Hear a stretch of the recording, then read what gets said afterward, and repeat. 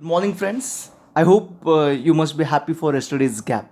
Even I was literally bored with continuous work, so I thought I should take a break. Okay, and the same way, even I can understand your situations, the school, homework, submissions, and as well as watching the video and sending my homework. All that I can understand. It is taxing job and it's difficult to manage the time. So considering all this, I just gave a gap in between. So now, with very fresh mood, very new attitude, let us start the next part of the topic. Okay, so as we all know, the topic motion, this particular topic, has got so many fragments. All these things are very new to you, and in the beginning you might find things bit difficult. Okay, so today what we are going to do is the most difficult part of this particular topic, that is derivation in physics. So maybe first time you are coming across this kind of a concept of derivation in physics, but believe me, it's not a big deal. It's a very simple approach and very interesting part of physics. Okay, before that, let us understand acceleration. Okay, what we have seen, let's take a short revision of it. We have started with the physical quantities, we have started with the motion, right? Then physical quantities, scalar, vector, its units we have checked. Then later on we started understanding difference between distance and displacement. After that we started understanding speed and velocity, right? So these are the few physical quantities we checked. Now upon that, now we are going to work on the new concept of acceleration, which is next part of the velocity.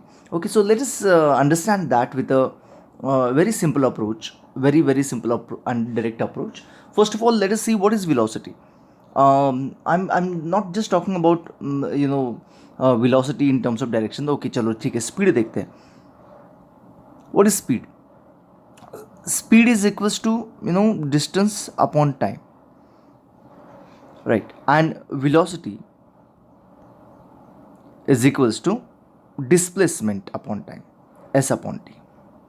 Displacement, change in position का मतलब क्या होता है? Difference in the position. So you can state this as change in position. ठीक है, change in position upon time, right? Now the next step of this is nothing but change in velocity. Change in velocity upon time. Now this is the next step of it. Okay, change in position upon time is velocity, and change in velocity upon time is nothing but called as a acceleration, and which is denoted by a. In this particular topic, we are going to use v as final velocity and u as initial velocity upon time is equals to a. So this is the final velocity. Change in velocity, I hope you understand, velocity changed. तो कितना change हुआ? To understand that, this subtraction is seen here, that is v minus u upon t. T is time, v is a final velocity, u is initial velocity, and acceleration is a. So for an example, if I want to find the acceleration of some object which was at 10 meter per second, and after 3 seconds, that has reached to 40 meter per second, find the acceleration of this object. If I ask you, then the answer is acceleration is equals to change v minus u upon t. Change in velocity, कितना change हो गया देख लो ना. 10 था 40 हो गया, मतलब 40 minus 10 30 change हो गया. Okay, so that's what we write, isn't it? Upon time, time कितना है? 3 सेकंड का टाइम है, तो कितना हो जाएगा? 30 upon 3, which can be equal to 10 metre per. Now this is very interesting. Acceleration का यूनिट 10 मीटर पर सेकेंड नहीं होता है, 10 मीटर पर सेकेंड स्क्वायर होता है. I hope you understand that. देख लो, I can explain you in detail over here that what exactly acceleration का unit कैसे आता है. तो देख लो, acceleration is change in velocity, that is v minus u upon time. Velocity का यूनिट क्या है? वेलोसिटी का unit it is metre per second. Upon time का यूनिट क्या है? Second again. तो this second and second 2 times आ गया, right? तो this is metre per second square. This itself can be written as meter into second raised to minus 2. You know this also a way to write the unit. Clear? Got it. Laws of exponent, nothing else. So I hope you got the idea of acceleration. Next is uniformly accelerated. what is uniform acceleration? Uniform acceleration is that which the increase in the velocity or the change in the velocity is same in an equal interval of time, whereas non-uniform acceleration is that the change in the velocity is different in an equal interval of time. Okay, so uniformly accelerated, right now let me tell you, there is no object can be uniformly accelerated. Only one object that can be uniformly accelerated, which is that, if you throw a object without any external force down on the ground. Okay, so when any object falling on the ground, or it's also called as a free fall, FRW, oh sorry, FRW, free fall, that's called as a free fall. When any object is falling freely without any uh, influence of any other force than the gravitation, we call it as free fall. And free fall is one of the best example of uniformly accelerated motion. Okay, over there the object coming down has got a uniform acceleration.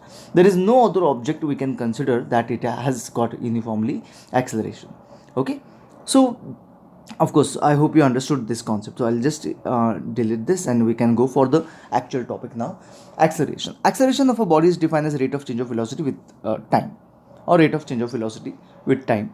That formula is there, unit is there.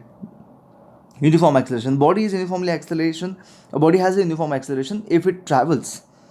It travels in a straight line and its velocity increases by equal amount in equal interval of time. That means equal amount, the velocity is increasing, and of course it has got equal interval of time. So in equal interval of time, equal velocity is increased, we call it as it has got a uniform acceleration.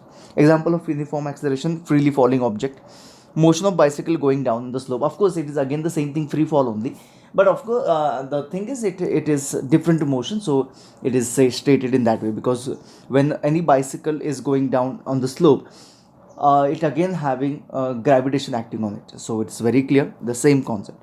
Non-uniform acceleration: body has non-uniform acceleration if it is velocity increases by unequal amount in an equal interval of time. Same equal interval of time में unequal velocity increase हो रहा है, तो we call it as non-uniformly accelerated motion. It's a simple way, simple understanding, कुछ नहीं है. Normally we will find this for definition, nothing else, and that we will be remembering later on. But basic idea is what I'm not wasting my time in solving all this question, because I wanted the basic part that we should start as early as possible. So we will just skip this right now, and again tomorrow we can come back to this, so that the video won't be so long. Okay, the retardation, let us understand what do you mean by retardation. Just acceleration is increase hota hai. Okay, there is another acceleration which can be decreased as well. Now for an example, if you apply a brake, so when you apply a brake, isn't it the car moving at 30 to 40 meter per second speed, it's come to the rest, come to the zero, and this kind of a motion where the velocity is reducing, the acceleration at that time is called as a retardation or deceleration. Okay, so velocity increases, it is acceleration, where velocity decreases, it will be having deceleration. Okay, the same thing. There's another simple example of decelerations: when you throw object upward, when you throw any ball up, the ball is actually goes on reducing its speed, and it will be lowest at the highest point of the ball, and accordingly this particular motion we can consider to be a deceleration or retardation. Is this clear? Got it? It's a simple idea. Again, I'm telling you, we are not working on this examples or maybe numericals. We will be working on derivations. Okay, so what exactly the derivation is and how we have to understand. For that, first of all, we need to understand a graph. आपको graph देखने की ज़रूरत है. किस चीज़ का graph देख रहे हैं हम लोग एक बेसिक ग्राफ देख रहे हैं, उसको बोलते हैं velocity time graph. Okay, we are working on this particular graph, velocity time graph. तो उसके कुछ इंपॉर्टेंट मैं आपको ये बता देता हूँ, पॉइंट्स बता देता हूँ कि वेलोसिटी टाइम ग्राफ का इंपॉर्टेंट पॉइंट क्या होता है. सबसे पहली चीज़ तो time is on the Y X axis and velocity is on the y-axis. That's why we call it as velocity time graph. जो वाई एक्सिस पे होता है वो पहले बोलते हैं हम लोग, एंड जो एक्स एक्सिस पे होता है वो बाद में बोलते हैं. तो we call it as velocity time graph. Clear? Now time graph goes in this way, in this way. So इस 0 second, that means first second में उस ऑब्जेक्ट का वेलोसिटी कितना है, सेकेंड सेकेंड में कितना है, थर्ड सेकेंड में कितना है, फोर्थ सेकेंड में उसका कितना है, and so on. And in this manner we get the graph. So imagine if I get a graph in this way, just imagine, that means 0 second पे उस ऑब्जेक्ट का स्पीड था 0, 1 सेकेंड पे कुछ कुछ स्पीड है उसका, 2 सेकेंड्स पे कुछ बढ़ गया, 3 सेकेंड्स पे भी बढ़ गया, and in so on, and it went on increasing. So if the object is a straight line, try to understand, if the object if the graph is a straight line, then this is called as a uniform acceleration. Okay, so when the object goes with a uniform acceleration, the graph of velocity time graph will be always a straight line. Okay, now another simple way of drawing graph for same velocity time graph only we are working at. So in case if you get a graph in this way, okay, what does this mean? So I'm telling you significance of the graph and how to read it, how to understand it. So what does it mean? For 0 second, the object is having some velocity. What does this graph mean? Over here in the first graph, the object was at rest at the 0 second. At the first second, object was at rest. Whereas in this case, object has got some basic velocity and that went on increasing as per the time increases. Again, it is a uniform acceleration only because it's a straight line. The only difference between the first graph and second graph is the beginning, the velocity of the first graph was 0, velocity of first object was 0, and velocity for the second was some value. Okay, so that's the important thing. Then let's consider the graph in case if it has got non-uniform acceleration. So how the graph look like? When you get a graph in this way, try to understand. Okay, so here the object is, and this kind of a curve if you get, it is called as a non-uniformly accelerated object. Okay, now can you guess what type of acceleration is this in this case? Tell me about this. Okay, tell me fast, you can understand it. देखो time 0 था तब acceleration यहाँ पे है, sorry velocity यहाँ पे है. As time increases, what is happening? The velocity is reducing. Exactly. So this is the example of deceleration or retardation. Okay, so this is the same thing, velocity time graph, how to read it, that I'm trying to tell you. Okay, this is nothing but called as a, what is it? Retardation or deceleration. Of course, as it is a straight line, it is uniform. Okay, so remember all these things, keep that in mind. Fine, let us erase this all and understand the next concept. In this particular topic, we are always going to talk about uniform accelerated object. We are not at all this year talking about, not even next year, we are not at all going to talk about non-uniform acceleration or non-uniform accelerating objects. We are always going to talk about uniform acceleration. So when we are talking about uniform acceleration, remember one simple idea. Here is always the graph is supposed to be straight line. Is this clear? So what I can do here, I will draw another graph here just for an example in this way.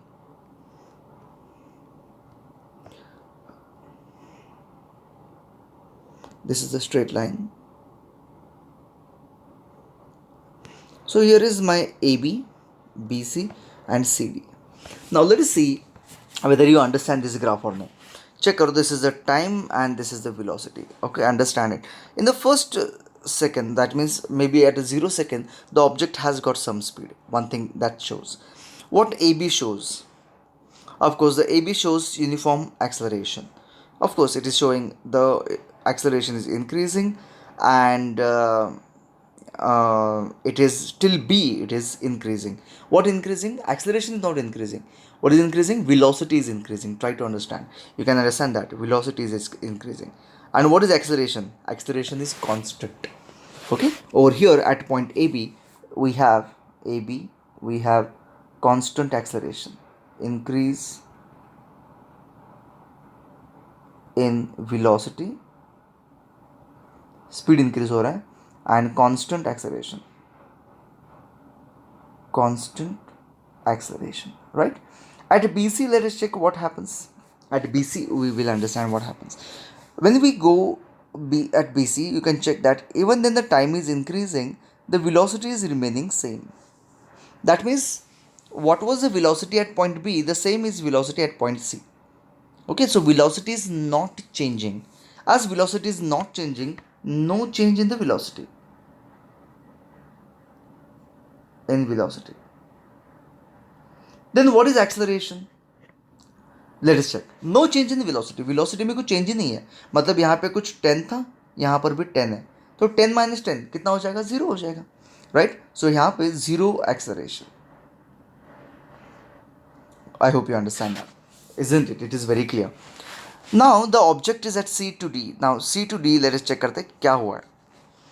Exactly, you're right. It is deceleration, and of course velocity is decreasing. At CD, velocity is decreasing. Decrease in velocity and deceleration. Whatever. ठीक है? Is this clear? So this is a very interesting thing that one should know about the graph. Okay. So again, one more thing is left for the graph. Now that is nothing but what you know. If I calculate the remember this, if I calculate the area under this graph, मतलब ये सभी area जो मैं green colour से कर रहा हूँ, colour, if I calculate this complete area, you know what this area gives me? This area gives me the distance covered. Remember this. What this area is going to give me? Distance covered. So in a velocity time graph, the graph gives me the idea about velocity and acceleration. That means these lines give me the area about idea about velocity and acceleration. Whereas the area under the graph, area between this x-axis and the graph, gives me the idea about कितना distance उस object ने cover किया. Clear? Got the point? Hope you are understanding it. ठीक है, तो चलो इसको पहले इरेज कर देते हैं and let us check the question now. ये बहुत इंपॉर्टेंट पॉइंट था. Those things you must know. That's what I try to tell you. पहले देखते हैं कि करना क्या था. ओके, हमें एग्जैक्टली करना क्या है. Derive the first equation of motion. ये जो फर्स्ट इक्वेशन है v is equals to u plus a t, वो हमें फाइंड डिराइव करना है यूजिंग वेलोसिटी टाइम रिलेशन और velocity time graph. Velocity time relation मतलब वेलोसिटी टाइम ग्राफ. चलो स्टार्ट करते हैं, वर्क करते हैं. यहाँ पे हमें वेलोसिटी टाइम ग्राफ को पहले ड्रॉ करके दिखाना है. Here is the velocity time graph. Rough diagram draw करना है. Rough in sense with the scale and pencil only, but not with the proportion. This is the velocity time graph. तो ये velocity, ये है time. ठीक है, clear? Got the point. चलो अभी क्या करना है, हमें जो डिराइव करना है वो भी मैं यहाँ पे लिखता हूँ. हमें ये डिराइव करना है v is equals to u plus a t. ये मुझे डिराइव करना है. v क्या होता है, याद है? Final velocity. u क्या होता है? Initial velocity. a क्या होता है? एक्सेलरेशन. एंड t क्या होता है? टाइम. ओके, सो इतना आपको याद हो चुका होगा, है ठीक है ना. अभी हमें ये बात तो 100% पता है, ट्राई टू अंडरस्टैंड, कि हमारा एक्सेलरेशन क्या होता है. What is our acceleration is? Acceleration is v minus u upon t. ठीक है, ये तो पता ही है हमें, है ना. इससे सिंपल डेफिनेशन कि acceleration is v minus u upon T. Okay, तो isn't it I can shift this t this side, I get at is equals to v minus u. Okay, now if I shift this u this side, what do I get? U plus at is equals to v, right? And derivation is done. Question is there for you. लेकिन ये तो हमने directly mathematically किया, यहाँ पे graph का use ही नहीं किया, राइट। तो यहाँ पे थोड़ा सा हम लोग क्या करते हैं, यही करते हैं, बस ग्राफ का यूज़ करके करते हैं। तो कैसे करेंगे ग्राफ का यूज़, लेट्स अंडरस्टैंड दिस। सबसे पहले हम लोग क्या करेंगे, ये जो ग्राफ है इसके एंड पॉइंट से हम लोग परपेंडिकुलर ड्रॉ करेंगे, ठीक है। मे बी यहाँ पे ऐसे नीचे लेके आते हैं। तो is it this is the total time, ये जो है ये टोटल टाइम है। तो is it this will be T, ठीक है। अभी ये फाइंड करते हैं, ये वाली चीज़, ये डिस्टेंस कितना है ये फाइंड करते हैं। देख लो, this was my initial velocity, पहले वाली वेलोसिटी थी, और ये जो है ये है मेरी final velocity, right. I hope you understand. देख लो, ट्राई टू अंडरस्टैंड। ये जो एंड पॉइंट है यहाँ पे मुझे फाइनल वेलोसिटी आ रही है ना, तो ये भी हो गया। और यहाँ पे बिगनिंग में जो आ रही है वो क्या है, इनिशियल वेलोसिटी। बिगनिंग में जो वेलोसिटी थी वो है, उसको हम लोग यू बोलते हैं, ठीक है। अगर मुझे इतना डिस्टेंस चाहिए, यहाँ से यहाँ तक डिस्टेंस चाहिए, तो ये मैं कितना कैसे मेजर कर सकता हूँ, v माइनस यू। तो ये आ गया v minus you, right. Is this clear? Now slope का मतलब होता है इसका इंक्लिनेशन कितना है, इस ग्राफ कितना टेढ़ा है, उसको बोलते हैं हम लोग स्लोप। स्लोप फाइंड करने का एक सिंपल सा तरीका होता है, वो क्या होता है, y coordinate upon x coordinate, और difference in y coordinate upon difference in x coordinate. y coordinate का क्या है, distance v minus u, upon x coordinate का डिस्टेंस क्या है, t, तो ये t, and slope itself is nothing but called as acceleration. तो बाकी वही करनी है, a is equals to v minus u, u को इधर भेज दिया, u plus a t is equals to v, that's it. Okay, I hope you can remember the first derivation. It's a very very simple idea. करना क्या है, कुछ भी नहीं, सिंपल ग्राफ ड्रॉ करना है, ये सारे जो लिखे हैं मैंने पॉइंट्स लिखने हैं, एंड मुझे बस स्लोप से शुरू कर देना है, that's it, that's it. Okay, I hope you understood the first derivation. तो मैं इसको ऐसे रखता हूँ so that we can revise it again. Second derivation देखते हैं, ठीक है। मैं सेकेंड डेरिवेशन को यहाँ पे लिख लेता हूँ। सेकेंड वन, प्रूव क्या करना है, हमें प्रूव ये करना है कि s is equals to u t plus half a t square. Correct है क्या, देखते हैं। सेकेंड इक्वेशन हमें क्या प्रूव करना है, yes, derive the second equation of motion, that is S is equals to u t plus half a t square using position time relation. मतलब graph ही ड्रॉ करना है, ग्राफ से वर्क करते हैं। Shall we work on it, बहुत मजा आएगा, लेट्स अंडरस्टैंड इट। सबसे पहले ये क्या क्या है देखते हैं। एस का मतलब क्या होता है, नहीं पता होगा मुझे पता है, डिस्प्लेसमेंट है ना, डिस्टेंस का वर्ड डिस्प्लेसमेंट है ना। यू का मतलब इनिशियल वेलोसिटी, टाइम का मतलब, और टी का मतलब टाइम, ए का मतलब एक्सलरेशन, एंड टी का मतलब अगेन टाइम। तो ये तो बहुत ही सिंपल है, वही चीज़ें हैं, बस इसमें क्या हो गया, इनिशियल वेलोसिटी है एंड एक्सलरेशन है, टाइम है, एंड मेन थिंग इज यहाँ पे डिस्टेंस है। तो ये डिस्टेंस का क्या करना है, कैसे इसको क्रैक करना है, let us understand. First of all of course I will be drawing a graph. I tell you, हम लोग बार बार वही ग्राफ ड्रॉ करने वाले हैं, ट्राई टू अंडरस्टैंड। एक ही ग्राफ ड्रॉ करने वाले हैं, तो आपको याद रहने के लिए कोई कन्फ्यूजन तो होगा नहीं। ये देखो, यही ग्राफ हम लोग ड्रॉ करने वाले हैं, ठीक है। बस इस बार हम लोग क्या करेंगे इस बार हम लोग बाकी सारी चीज़ें जो लिखनी है वो ठीक से पहले ही लिख लेते हैं।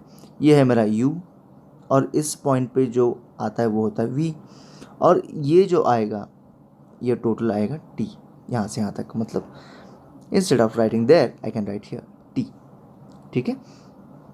तो ये मेरा ग्राफ है। Isn't it in previous session, अब प्रीवियस सेशन नहीं, अभी अभी मैंने 2 मिनट पहले एक बात आपको बताई थी कि एरिया अंडर द ग्राफ क्या होता है। ऐसे मैंने ग्रीन कलर से करेक्ट किया था ना, ऐसे ऐसे ग्रीन कलर से किया था। तो जो एरिया अंडर द ग्राफ होता है वो क्या होता है, yes exactly, area under the graph होता है डिस्टेंस कवर्ड। ओके, याद रखो इस चीज़ को। एरिया अंडर द ग्राफ क्या होता है, ये जो होता है ये क्या होता है, डिस्टेंस कवर्ड। ठीक है, तो मैं थोड़ा सा इसको नाम दे देता हूँ, जैसे कि मैंने इसको नाम दिया ए बी, यहाँ पे पॉइंट है सी, यहाँ पे पॉइंट है डी। ठीक है, तो area under the graph is equals to distance covered.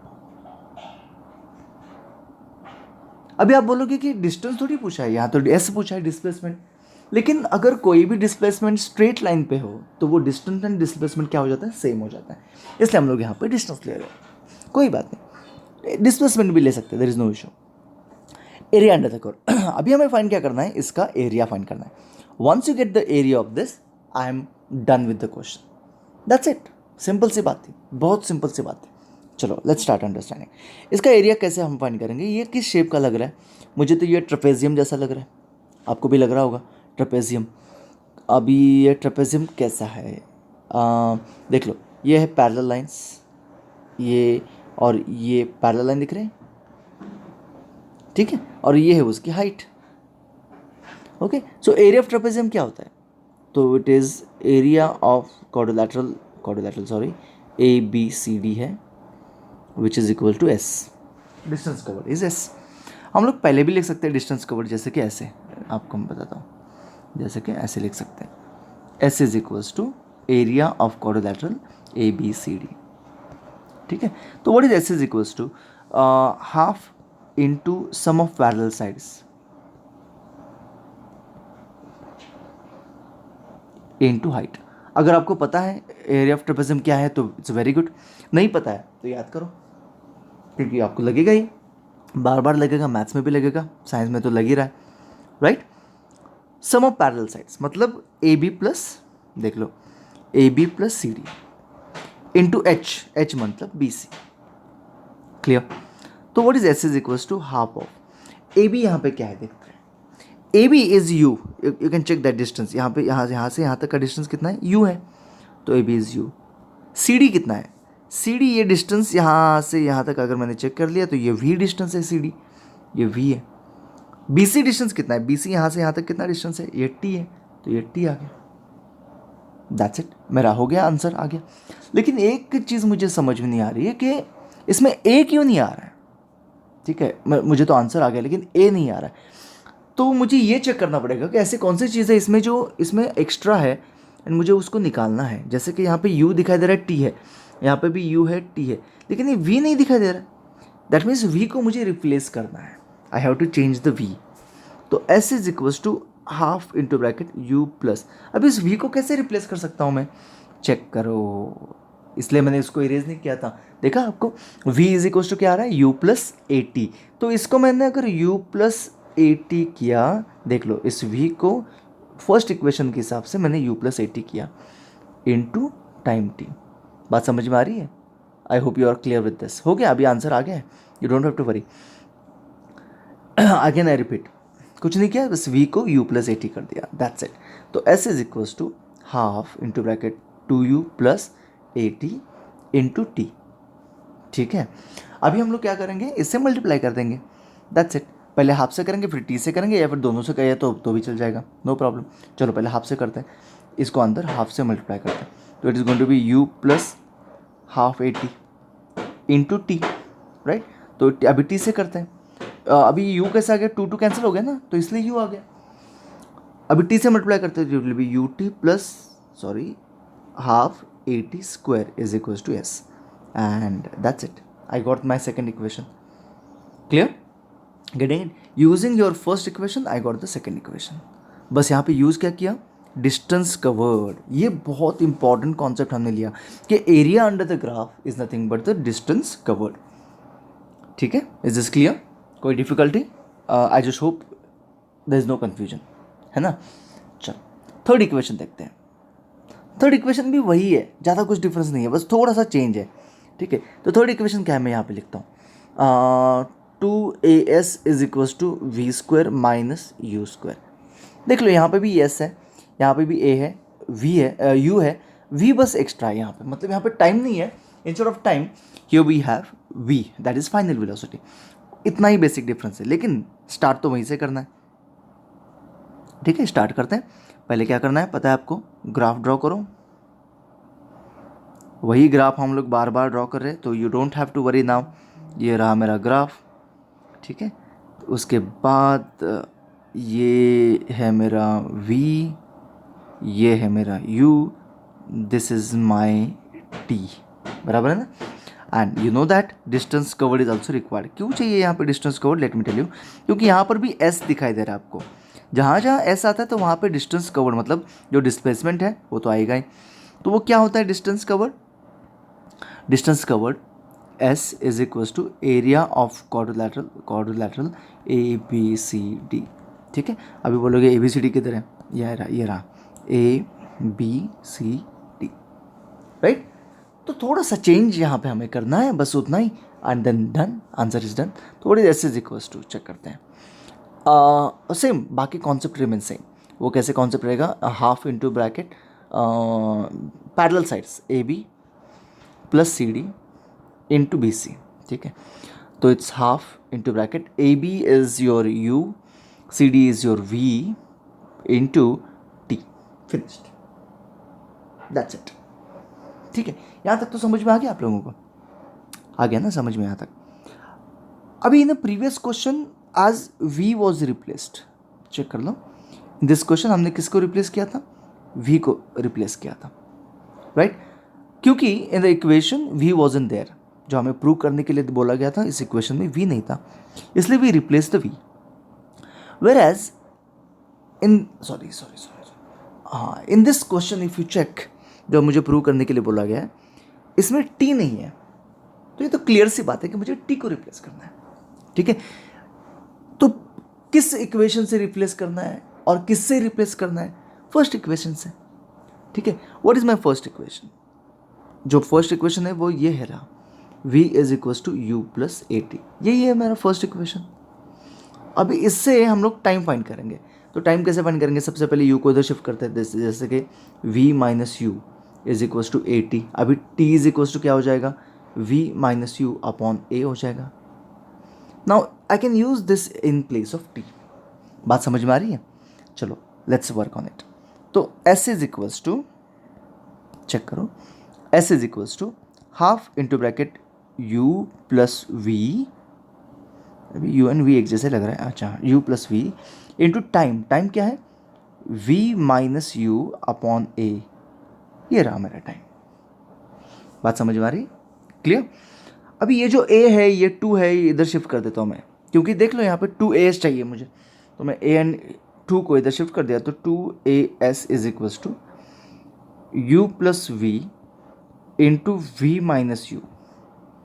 तो 2as इज इक्वल्स टू, ये कुछ आइडेंटिटी जैसा नहीं लग रहा आप लोगों को? तो इट्स आइडेंटिटी। अच्छा, ये आइडेंटिटी क्या है? थोड़ा सा वियर्ड सा लग रहा है, लेकिन इसको हम लोग v प्लस यू भी कर सकते हैं ना, v माइनस यू, मतलब ये प्लस है इसलिए इट इज़ कॉम्पिटेटिव, तो उल्टा पुल्टा हो सकता है, दिस नो प्रॉब्लम। तो 2as इज इक्वल्स टू, ये a plus b into a minus b है, तो क्या हो जाएगा, v square minus u square, and that's it, I got the answer. तो इसी, ये जो हम लोग लॉजिकली सबको डिराइव करते हैं, लॉजिकली सबको स्टेट करते हैं, that is called as a derivation. इसी चीज़ को बोलते हैं डेरिवेशन। हमने इस फॉर्मूले को कैसे किया, डिराइव किया, लेकिन इसको डिराइव करने के लिए हमने यूज़ किसका किया, ग्राफ का। ठीक है, using graph we have derived all the 3 equations of motion. तो मैं आपको बस यही चीज़ करने के लिए बोल रहा हूँ आज। और इसको करना कैसे है देख लो, ट्राई टू अंडरस्टैंड। देखो इक्वेशन देखो यहाँ पे दिख रहा है, फर्स्ट इक्वेशन ऑफ मोशन, ये प्रूव करना है आपको। ये है second equation of motion, s is equal to u two plus half t square, and third is v square is equal to u square plus 2s। Okay, वही चीज़ है, बस यू स्क्वायर इधर आ गया तो 2s is equal to u square minus v square minus u square, तो ये वही चीज़ है, नो प्रॉब्लम। तो ये रहे आपके 3 equations of motion.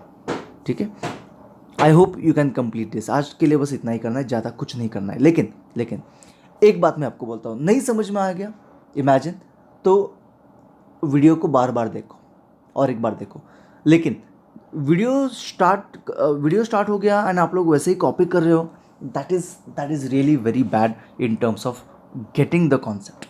Okay, if you really want to know the concept, if you really want to write this all by yourself in the examination without any help, then make sure that the same thing you do now also without any help, you do it.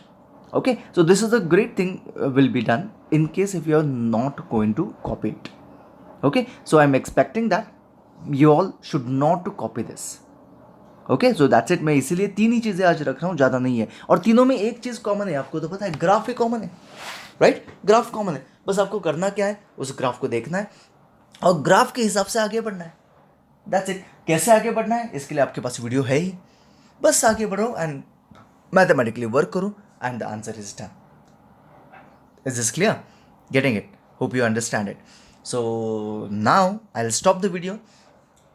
Understand it and try to do it all by yourself without any copy. So bye bye.